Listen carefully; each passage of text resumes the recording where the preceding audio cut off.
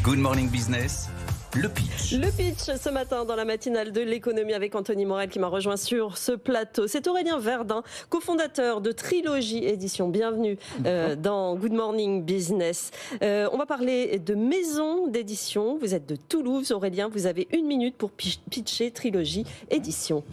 C'est noté, merci.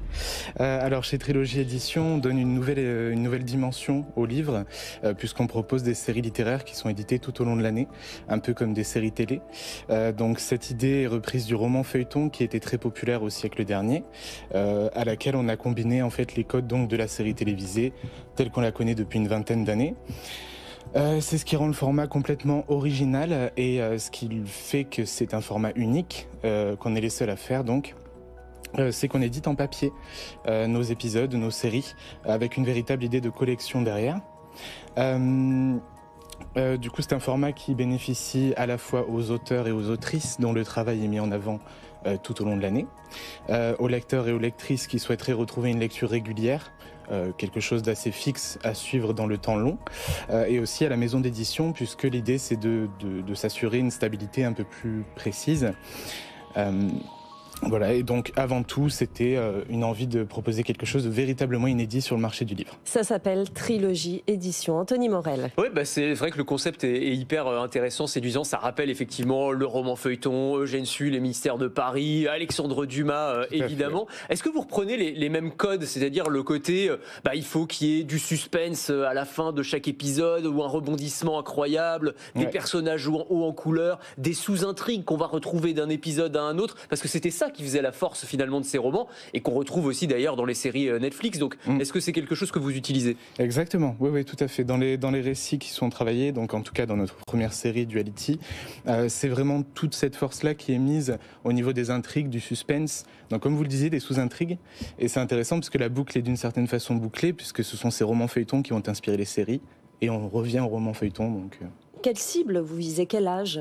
Alors on ciblait les 25-35 ans, mais c'est vrai que depuis qu'on a lancé le format, la cible en fait est assez variée, puisque même au-delà des 40 ans, on a réussi à trouver du public, et même en dessous des 25 ans. Mais j'allais dire, c'est marrant parce que vous ciblez une population finalement encore assez jeune, et vous réinsérez, vous l'avez dit, le temps long. Vous pensez que ça va prendre, vous envoyez ça par courrier, ça va à l'encontre finalement de tout ce qui se fait aujourd'hui avec le digital, l'intelligence artificielle. Vous assumez. Exactement, ouais, c'est ça. On va un peu à contre-courant et c'est cette idée-là qui est motrice pour le projet, puisqu'on voulait vraiment se démarquer du reste du monde de l'édition. Oui. Et même au niveau question série télé, par exemple, et histoire sérielle. Aujourd'hui, on a une époque où ça surproduit sur les plateformes, à la télévision, même chez les éditeurs aussi en termes de livres.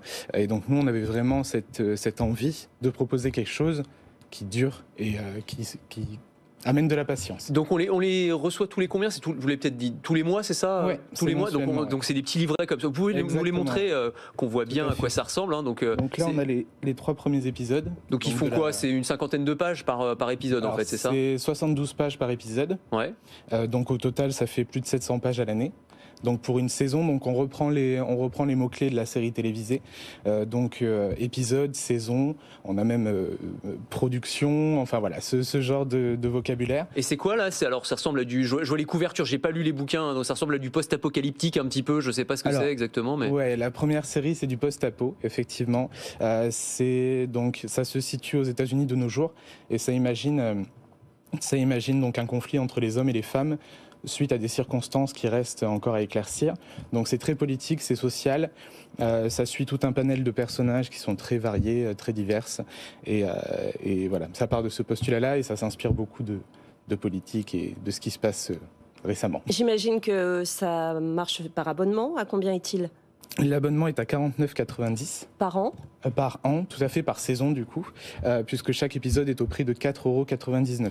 Voilà. Donc c'est malin en fait pour une maison d'édition, parce que vous générez du revenu récurrent en fait, ce qui est, j'imagine, un des gros problèmes pour les maisons d'édition. Là, pour le coup, vous allez pouvoir fidéliser le lectorat. Oui, il y a beaucoup de concurrence quand même dans ce domaine-là. Il faut atteindre combien de clients pour vivre ? Alors, pour être rentable, effectivement, on va parler des abonnements. Donc, il nous faudrait à peu près entre 1000 et 2000 abonnés. Donc ça, c'est plutôt sur le temps long. C'est d'ici la fin de l'année et l'année prochaine. Maintenant, c'est vrai qu'on compte sur la fidélisation pour justement, comment dire, anticiper la saison suivante, les séries suivantes, etc. Ouais. Anthony, dernière question. La question qui fâche, est-ce que vous allez utiliser ou est-ce que vous utilisez déjà de l'intelligence artificielle pour produire des épisodes, puisqu'il va falloir produire au long cours, produire beaucoup. Ouais. Ce serait une aide précieuse, j'imagine. Ce serait précieux, mais on a fait le pari effectivement de faire sans intelligence artificielle pour la créativité, pour l'originalité. On préfère tout faire de manière... On vous a dit que ce n'était pas le concept, Anthony Morel. Bien tenté, bien tenté. Merci beaucoup Aurélien Verdun.